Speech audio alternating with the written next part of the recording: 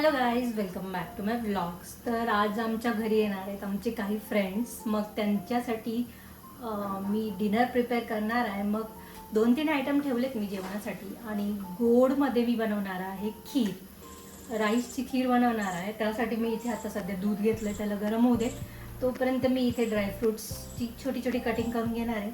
इथे मी dry fruits fry करून घेण्यासाठी ना थोडंसं तूप घेतलं आहे मी कढईत. आता जे मी ड्रायफ्रूट्स चॉप करून ठेवले होते त्यांना मी फ्राय करून घेईन. काजू, बदाम, पिस्ता आणि हे पंपकिन सीड्स, तुम्हाला तुमच्याकडे जे अवेलेबल असतील तुम्ही ते यूज करू शकता. आता ह्यांना मस्तपैकी गोल्डन होईपर्यंत फ्राय करायचं.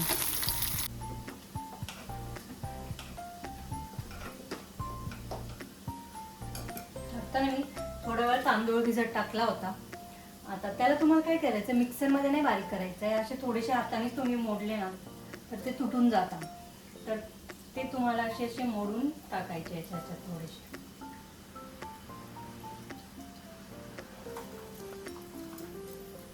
मिक्सरमध्ये खूपच बारीक होऊन जातात ना, मग तुम्ही थोडा वेळ एखादा तास जरी भिजत ठेवला ना ते असे हाताने चांगले मोडले जातात आणि मग आपण असं इझिली टाकू शकतो. आणि तुम्हाला माहिती आहे का, मला माझ्या गेस्टना ना स्वतःच्या हाताने खाऊ घालायला खूप आवडतं. खाऊ इन द सेन्स स्वतः बनवलेलं जेवण खाऊ घालायला आवडतं, म्हणून मी हे सगळे घरी बनवते. आणि हां, ऑफकोर्स जर वीकेंड असला तरच, नाहीतर वीकडेमध्ये मी छोटं एखाद गोष्टी बनवू शकते. पण वीकेंड असला की मनसोक्त मी भरभरून 4-5 आयटम तर बनवू शकते. तर आता ह्याच्यात आम्ही राईस टाकलाय मस्तपैकी शिजू द्यायला. बासमती राईस घेतला ना काय होतं, तो त्याला खूप, जसं बासमती राईसला किचकिचा करायला त्याला खूप पाणी लागतं ना, मग म्हणून दुसरे तांदूळ घ्या तुम्ही. तुमच्याकडे इंद्रायणी असला तर एकच नंबर, पण तो पण खूप काला होऊन जाईल. तर बासमती सोडून तुम्ही दुसरा कोणताही राईस घेतला ना तर चालेल. आणि ऑप्शनच नसेल तर बासमती घेतला तरी चालेल. फक्त 1-2 तास भिजत ठेवा मग त्याला. तर आता इथे ह्याला मस्तपैकी शिजू देऊ. आणि इथे ड्रायफ्रुट्स पण मग मी तुपात फ्राय करून घेतले छान. ड्रायफ्रुट्सना पण मी काय केलंय, आधी ना तुम्ही त्यांना थोडा वेळ 1 तास पाण्यात भिजत टाका आणि मग नंतर छान त्याची सालं काढा आणि छोटे छोटे चॉप करून घ्या.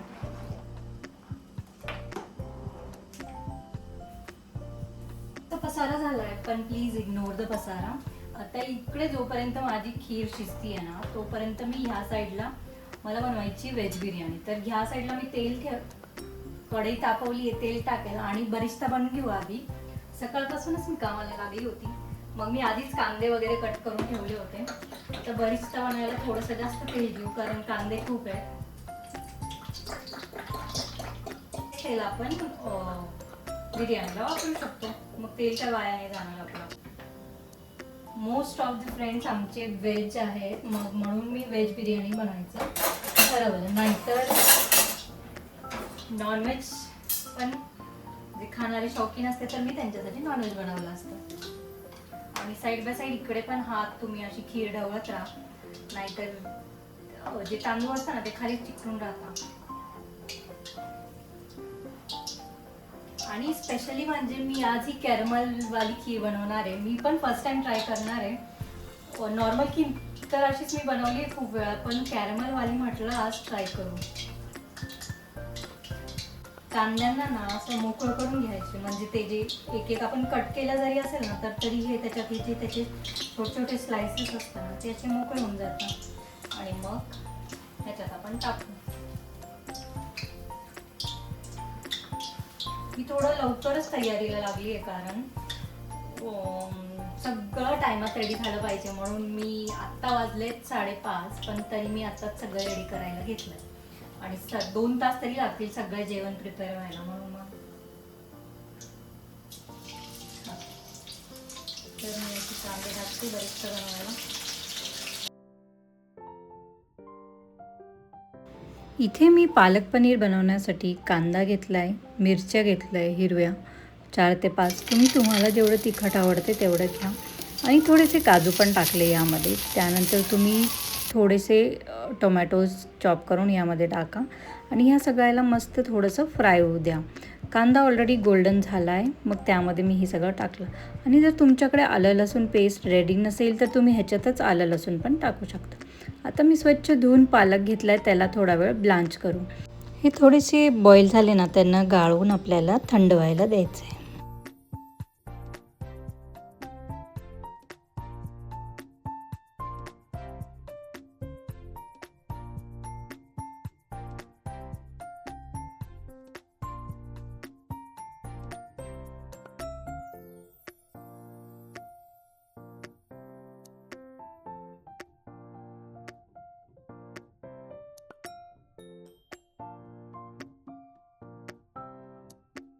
आता मी यामध्ये थोडासा खवा टाकल.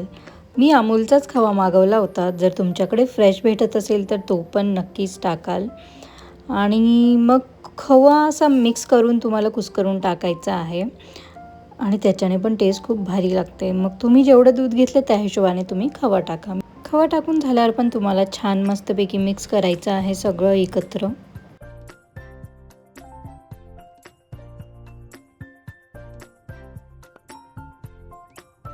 माझ्याकडे केसर पण होतं, मग मी थोडेसे 2-4 केसर पण ह्याच्यातच टाकून दिले.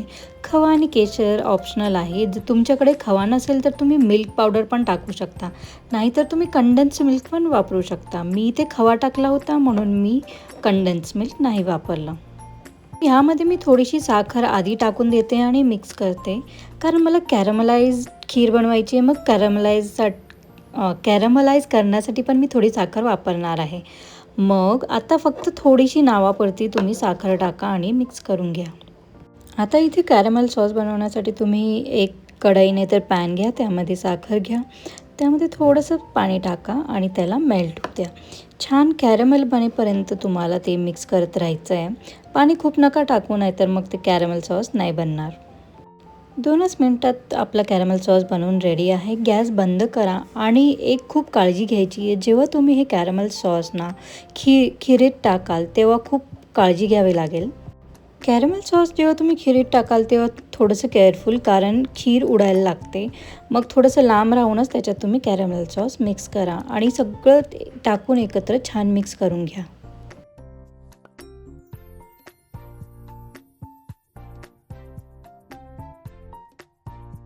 आता ना इथे मी पनीर घेतले, छोटे छोटे क्यूब्समध्ये कट केलेत, त्यांना मी फ्राय करून घेते पालक पनीरमध्ये टाकण्यासाठी.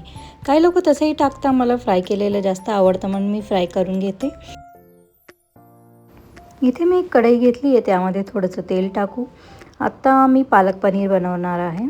मग माझी क्वांटिटी जास्त होती म्हणून मी थोडं जास्त तेल घेतलं. आता तेल गरम झालं की जिरे, त्यानंतर मोहरी नाही टाकत मी ह्याच्यात, तुम्ही टाकता की नाही माहिती. त्यानंतर जिरे टाकले, मग मी टाकलं आलं लसूण पेस्ट. आलं लसूण पेस्ट रेडी नव्हती, मग मी हे बाहेरूनच आणली होती. तुम्ही जेवढं क्वांटिटी तुम्ही भाजी बनवणार आहे त्या हिशोबाने तुम्ही हे आलं लसूण पेस्ट यामध्ये मिक्स करा आणि छान हे करू दे. बाहेरून जेव्हा केव्हा आलं लसूण पेस्ट आणू ना, ते खूप उडतं, मग थोडंसं बी केअरफुल. आलं लसूण पेस्ट फ्राय झाल्यानंतर मी ह्यात आपला घरचा मसाला लाल तिखट टाकते आहे. लक्षात घ्या, तुम्ही ऑलरेडी मसाला फ्राय करताना त्याच्यात हिरव्या मिरच्या टाकलेल्या होत्या, मग लाल तिखट तुम्ही हिशोबाने टाका. आता थोडंसं मी इथे गरम मसाला पण टाकते आणि सगळं मस्त फ्राय होऊ देते. मसाला फ्राय झाला की जी पेस्ट आपण बनवून ठेवली होती, पालक, कांदा, हिरवी मिरची, त्याची पेस्ट आपल्याला याच्यात टाकायची आणि सगळं मिक्स करायचं आहे. आता तुम्हाला पालक पनीरची ग्रेव्ही जितकी थिक हवी आहे तेवढं पाणी टाकाल आणि छान परत मिक्स कराल. मग तुम्ही सगळ्यात शेवटी चवीनुसार मीठ टाका. आधीच टाकलं की तुम्ही जर पाणी वाढवलं की मग कधी फिक्की पण होऊ शकते, म्हणून सगळं झाल्यावर लास्ट शेवटी मीठ टाका आणि छान मिक्स करा. झाकण लावून त्याला शिजू द्या. आता इथे मी घेते कोशिंबीर बनवायला. कांदे ऑलरेडी कट केलेले होते, पण मी त्यांना अजून बारीक चॉप करणार होते, तर माझ्याकडे हे अगारोचं मिनी चॉपर आहे, त्याच्यातच मी हे चॉप करून घेणार आहे. तर त्याच्यात जेवढे कांदे मावतात तेवढे टाकून वरतून त्याचं झाकण लावलं आणि फक्त एक प्रेस केला ना, मस्तपैकी फाईन बारीक होऊन येतात कांदे. मला हे खूप आवडलं. खूप काम इझी होऊन जातं, डोळ्यातून पाणीसुद्धा नाही येत.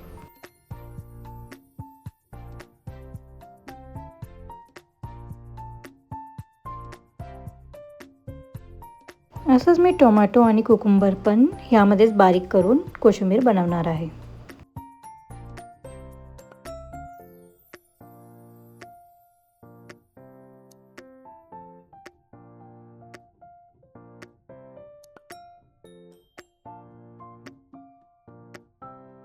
आता ह्यामध्ये टाकू दही.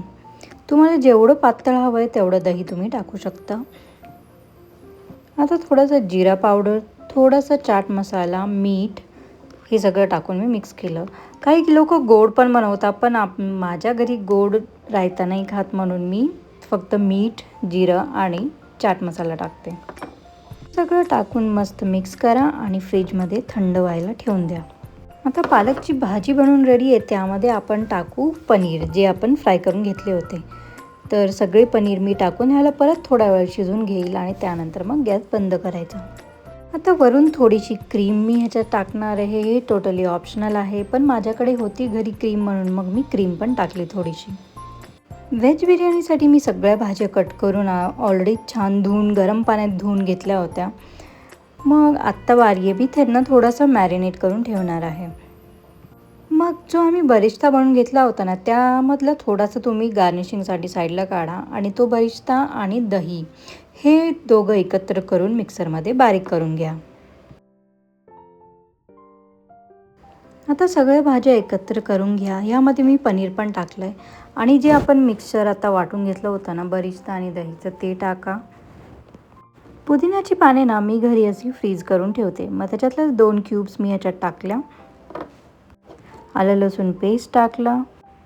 आलं लसूण पेस्ट टाकून झाल्यावर मी टाकलं बाहेरून जे पॅकेट मिळतं आपल्याला बिर्याणी मसाल्याचं, ते एक फुल पॅकेट मी ह्याच्यात टाकलं. आता थोडे घरचे मसाले पण टाकू यामध्ये. मी इथे थोडंसं गरम मसाला पण टाकून दिला. आता घरचे मसाले टाकू. लाल तिखट, हळद, धनेपूड आणि चवीनुसार मीठ हे सगळं टाकून ह्याला ना आपल्याला छान मस्तपैकी मिक्स करून थोडा वेळ मॅरिनेट व्हायला ठेवायचं आहे. आणि जरी मॅरिनेट नाही केलं, डायरेक्ट तुम्ही बनवायला घेतलं तरी चालतं, पण माझ्याकडे वेळ होता म्हणून मी हे थोडा वेळ मॅरिनेट करायला ठेवलं. बिर्याणी बनवण्यासाठी मी इथे राईस बॉईल करण्यासाठी मी इथे पाणी गरम व्हायला ठेवलं होतं. आणि मग त्यानंतर ना मी भाज्या घेतल्या होत्या, त्यांना मी 2 शिट्ट्या करून घेणार होते, कारण डायरेक्ट जर असंच भाज्या टाकल्या ना त्या कधी कधी नाही शिजत. मी जे पाणी बॉईल करायला ठेवलं होतं त्यामध्ये मी थोडीशी कोथिंबीर, पुदिना, शाजिरा आणि खडे मसाले हे सगळे घालून थोडंसं तेल घालून मीठ टाकून त्याला बॉईल व्हायला ठेवलं होतं. ती क्लिप माझ्याकडून मिस झाली. आता जेव्हा पाण्याला उकळी येते तेव्हा तुम्ही हे सगळे तांदूळ त्यामध्ये टाकून द्या. भात चांगल्यापैकी शिजून गेला होता. मग चांगल्यापैकी म्हणजे 90% शिजला होता. मी त्याला स्ट्रेन करून साईडला ठेवलं होतं. तर आता मी त्याच भांड्यात घेतली जी भाजी मी कुकरला लावली होती ना, ते कुकर गार झाला आणि ती भाजी मी या पातेल्यात घेतली.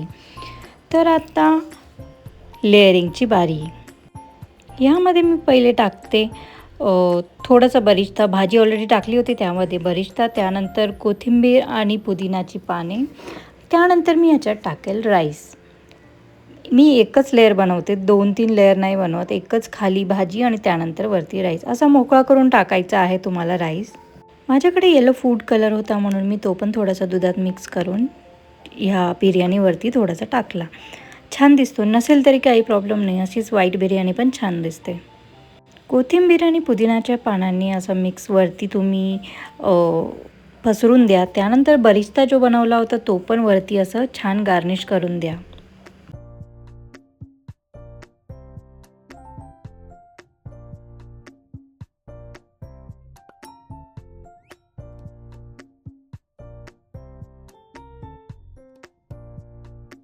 बारीक गॅसवर तवा ठेवा आणि त्यानंतर बिर्याणीचं भांडं त्यावरती ठेवून तुम्हाला एक 15 ते 20 मिनटं परत ह्याला वाफू द्यायचं आहे.